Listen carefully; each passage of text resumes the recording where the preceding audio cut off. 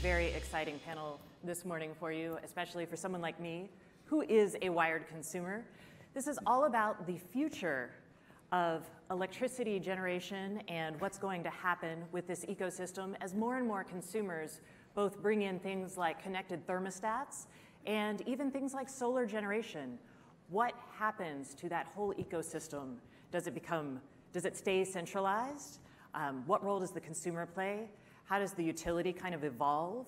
And how does the grid evolve? So stick around, you're gonna learn. All right, so to kick it off, we're gonna start with Suzanne because she's got some great data for us. So Suzanne, why don't you kind of lay the field for us? Great, thanks. And just to give you all a quick snapshot of Shelton Group and who we are, we're a marketing communications agency exclusively focused in energy and the environment. We work to create a market advantage for many companies like the ones in the room who are creating an energy responsible, sustainable future. And one of the ways we do that is that we poll the American marketplace in a statistically significant fashion 3 times a year, and we have for the last decade. And we're looking to understand not only what are they thinking, but what are they doing as it relates to energy and the environment. And so then how is that causing them to form brand preferences and repeat purchases at shelf? So we have some brand new data from the field as of last month that we haven't published yet. It'll be published later this year. And we did a deep dive this year on the connected home and the connected consumer and kind of what's going on in their head. So several things that I hope will open up the discussion today. First off, 10% of Americans tell us they have a smart thermostat. Okay, well, they are very confused about the difference between a smart thermostat and a connected thermostat, by the way. It's all one big ball of wax to them. They don't know that, oh, a smart one is one that learns my behavior and does stuff for me, and a connected one is kind of dumb, but I can control it from my phone, right? But so 10% of Americans say they have a smart/connected thermostat. That's up from 6% just 12 months ago, so that's actually pretty significant movement. What's more interesting, though, is that 62% of Americans who today do not control anything in their home from their phones expect to in the next 12 months. So that's phenomenal. That tells you there's a whole market out there sort of sitting, waiting to see what you're going to provide them. So interesting. Why? Well, they're interested in security, first and foremost, and then secondly, they're interested in energy efficiency, which means they're interested in control, comfort, and peace of mind. That's what they're seeking to gain. So how are they going to do that? Who are they going to buy that from? And that's where it gets interesting and tricky. And my message to many of you in the room would be, right now we have a very siloed ecosystem. We've got the solar companies out there selling solar, and the technology companies selling technology, and the security companies selling security, and the utility companies selling electrons. And that's not what Americans want. They want all that to be one integrated ball of wax. They want it to be simple. And I'll tell you that in terms of who's the winner going to be, the winner is going to be he or she who provides the most convenient, easiest solution. They want it bundled. They want it packaged. They want one app, one platform, one bill. They want it all merged together, and they want it to be easy. So they don't want to have to keep buying from a multitude of different players. So it's not about, am I going to buy solar panels? Am I going to buy a smart thermostat? Am I going to buy a security system? It's about how do I get all that in one nice package. And so in terms of the players and the winners and losers, if you just look at the sheer data, I can tell you most Americans are interested in buying this sort of stuff from a security company, interestingly. And utilities are actually number 42 on a list of 45 potential providers we give them that they could buy this from. So you would look at that and go, wow, the utility industry is really in trouble here. However, when we dig deeper and we do one-on-ones with consumers and focus groups with consumers, like anybody in this room, everybody can bellyache about their utility. Those guys, they're sticking it to me, and they just make up a number and charge me that every month. But once we get past that, and then we start talking about, well, who do you want to buy this stuff from? Like, I'll just drop a name. Everybody in this room knows who Solar City is, and we have a lot of respect and trust for them. The average American doesn't, but they know their utility company, and they may bellyache about them, but those guys have been keeping the lights on for 100 years, and I've been paying them money every year. So when it comes right down to who am I going to buy from, not that this is a great position for utilities, and we have many utility clients. Utilities are the devil we know.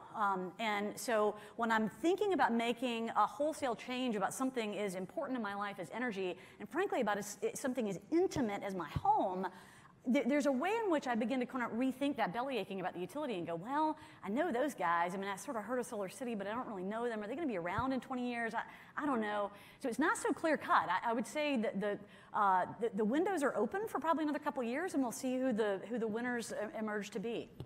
Well, Suzanne, since you called Nick the devil you know, Yes. I was just waiting for that. Yeah. I feel like we should let him respond. As the CEO of AEP, what do you have to say to all that? I mean, she kind of said that you guys are like number 42 out of 45 companies they trust, but you kind of have a chance. Yes. So being 42 out of 45, well, there's progress we can make, obviously. There's nowhere to go but up. Yeah. But Suzanne has some great statistics. But it really is about the utility actually getting to know their customer. And in the past, AEP's been around 108 years. And we've been focused on infrastructure development like generation, transmission, and distribution. And it was one-way flow. We built central generation. We put a transmission system in. We put a distribution system in, and that was it. Well, it's very different today, and I think the utility of the future is really focused on rebranding itself and also focusing on the customer and a sense of value as opposed to least cost planning and all the things that we used to do. But is the smart home or the wired consumer in providing the kind of home automation, is that even something you guys want to do? I think for the utility, we certainly want to be that trusted energy advisor. We want to be agnostic in terms of what technologies are deployed. But it's clear that big data, bidirectional flows of information are going to be critical for us to optimize and manage the grid side of things while customers do what they want to do on the consumer side of things. So if we're able to provide that platform and have that communication aspect that's in place, we'll be able to manage the system better with multiple sets of resources, different types of resources, distributed generation, solar, wind, renewables, certainly battery storage technologies, which we're very focused on. Those are things that we can deploy and deploy on the mass scale. I think the utility is able to, through rate-making structures and those types of things, make these technologies available to the masses as opposed to a select few that can afford these devices. All right, so we're going to pause here just for a second, to wake you guys up, but I actually want to see how many of you guys have a connected or smart thermostat. Show of hands, please. Oh, look at you guys. How many of you guys have a Nest thermostat? All right, how many of you guys have an other? Oh, I don't know. How do you feel about that, Ben? That's new potential customers, right? I mean, you don't There- want there you to. go. And how many of you guys have solar or some sort of, it's probably going to be solar, all right? And how many of you guys are driving some sort of electric vehicle that you plug in? Okay, all right. All right, given this information, because I think it's kind of an important thing when we're talking about two-way communication, less so just the smart home, but also I think that's another big challenge that you guys are facing. Mm-hmm.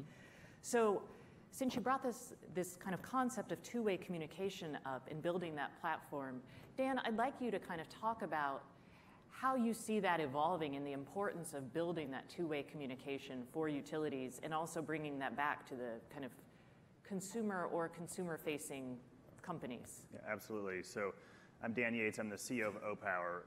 We're a cloud software company that works exclusively with utilities. AEP, I'm very pleased to say, is a client of ours. And, we try to do good work for Nick in Ohio and Kentucky.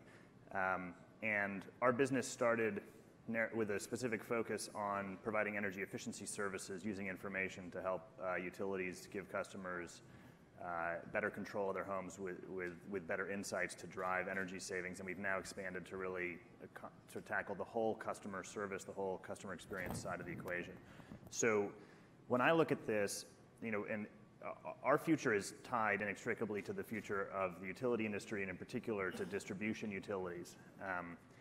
And I'm thrilled about that because I think for utilities in the next 50 years, while their generation fleet is going to undergo significant change, as we're already seeing, coal plants being turned off, new kinds of plants being turned on, the distribution grid is this enormous, $1 trillion asset that is this amazing, one of the, you could argue the largest machine on Earth, and it is this amazing facilitator of all of these connected devices, distributed generation options that we want to plug in. So as I look forward to this future, and both for OPower and for utilities and for all of the companies that are on the outside starting to add value. We see the utility staying centrally as this kind of market maker, becoming more and more efficient and expert at providing price signals to third parties who are connecting, facilitating those connections both programmatically on the data side with things like APIs and two-way flows of communication, as well as physically making it simpler and simpler for new entrants to connect into the grid. And then when I look at things like the smart home, I think it's another dimension of this. It's the same story. I don't think utilities are well positioned to be going, as they call it, beyond the meter, as consumers would call it, into your house, and installing a bunch of stuff, in part because it's not their history, also because there's not that much money in the installing of these devices. The money is in the making of the devices. So why is a utility going to be in the thermostat installation business? I think the opportunity here is, for utilities, and then again for everybody else, is to, at that boundary, to have really well-defined, either both data and in some cases physical interconnections.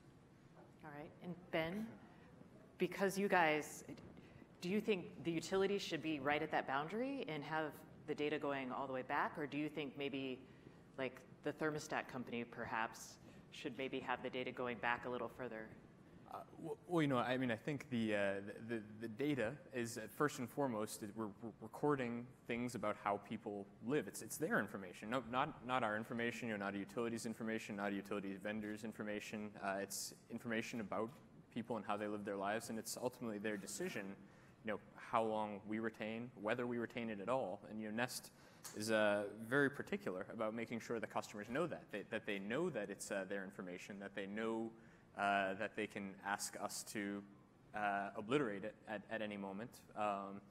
And it's a very important contract. As Dan was mentioning, beyond the meter means in people's homes. In this great country of ours, you get into people's homes one or two ways. You either get in with an invitation or you get in with a warrant. And we far prefer coming in via an invitation, and you have to be a good house guest, to stick around when you're invited like that. Okay. And Nick, you said you guys have 5 petabytes of information. Now that doesn't include only customer information, that includes all of the information from the grid, which is a lot of information. Mm-hmm. And of that information, a lot of people want it, and not everybody who wants it is good. Right. There's a lot of bad actors out there. Mm-hmm. Can you talk about kind of how you're securing this information? Because the grid and electricity is a target. Yeah, I think that's a key point. The utilities are out there in front, and from a cybersecurity perspective, to ensure that the reliability of the grid is there, but also the defensibility of it is paramount in terms of critical infrastructure. So we're a natural extension. We work closely with the government, several government agencies on a regular basis. The industry does, and AEP, and we're very focused on making sure the security of that data is there.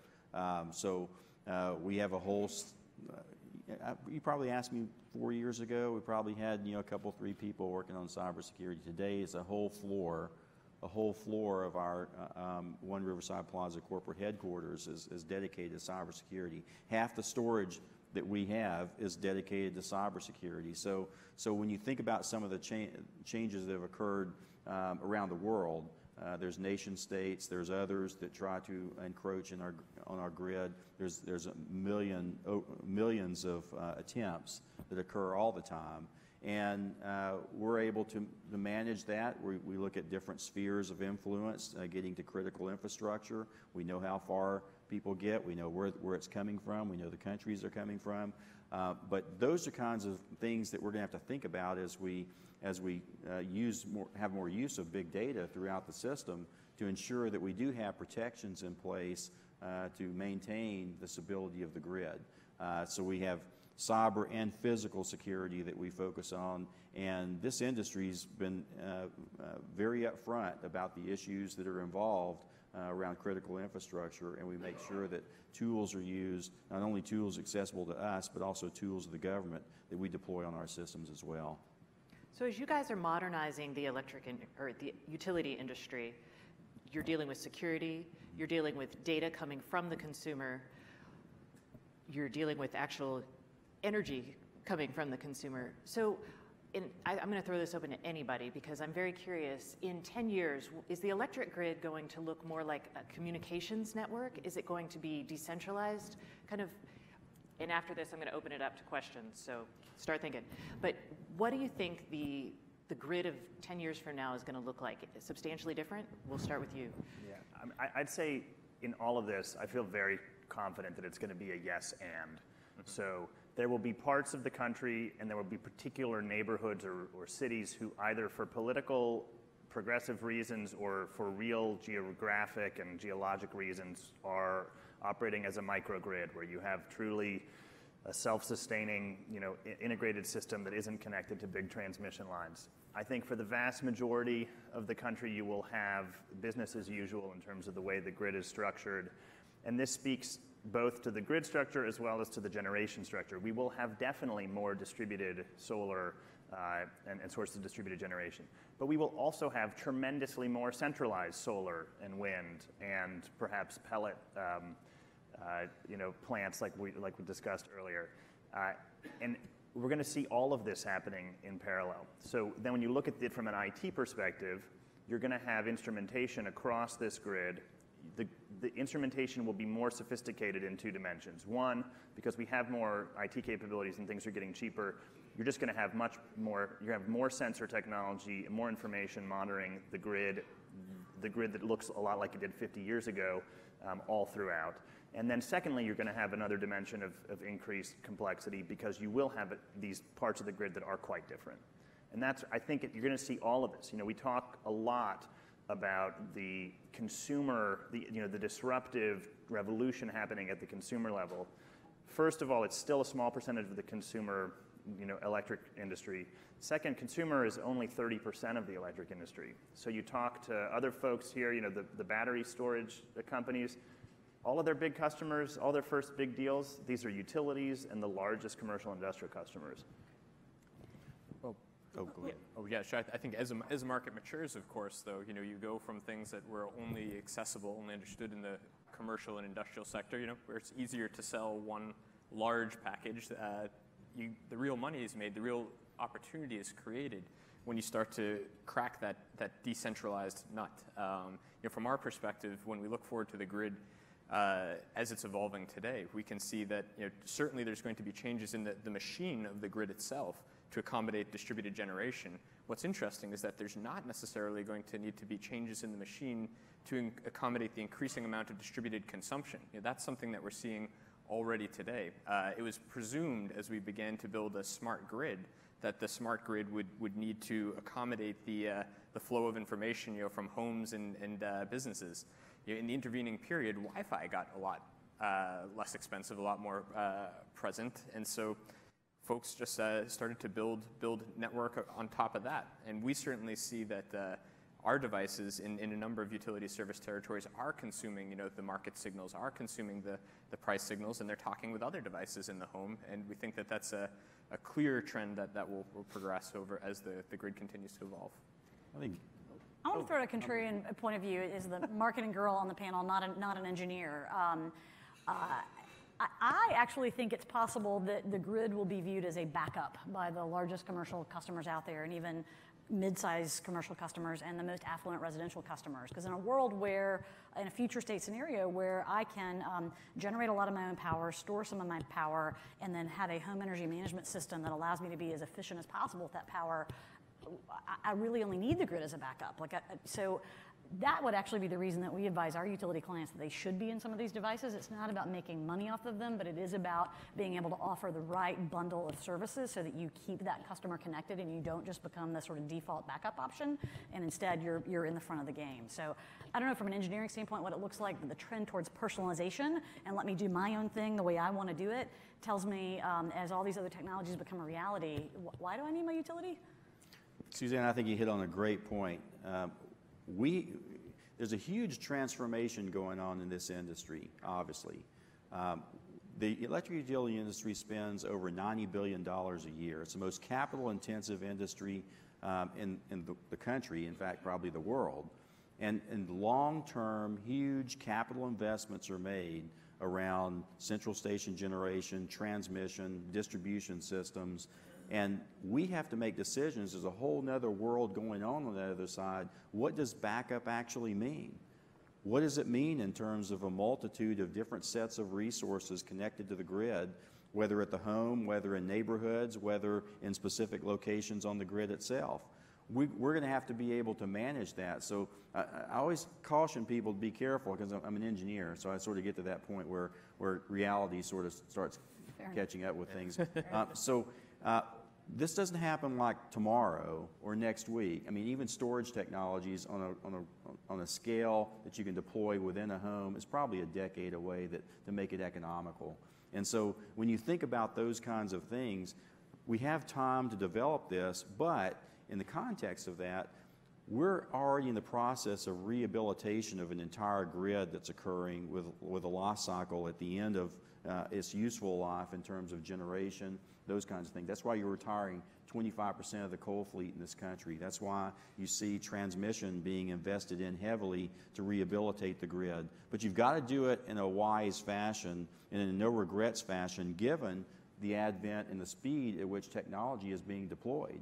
That's an entire different solution for any of us. And I think for the utility, we have to recognize that we're not the experts on the deployment at the customer side of things, and I'm not sure that we will be. I mean, we'll certainly be a platform for the deployment of these technologies, but it's incredibly important that we have the aggregation of this data so that we can manage those systems to be more efficient from a backup standpoint, and also to ensure that we're able to maintain the reliability and integrity of the grid in an overall sense, because you're not doing away with the grid. And even rooftop solar customers do not disconnect from the grid, and there's a reason for that. You can't run pumps and motors with rooftop solar. You've got to have the grid to be able to start up your air conditioners and those types of things. And then a third of our customers are the regular residential customers. But we also have commercial, a third industrial and manufacturing. Totally different needs from that perspective. So you're going to have very differing views, whether it's microgrids, whether it's certainly utility scale use, or other forms of storage technologies deployed in specific locations. That's something that is going to continue to evolve. We already do that for universities in our footprint. All right. I got one question. If it's quick, go. I got it.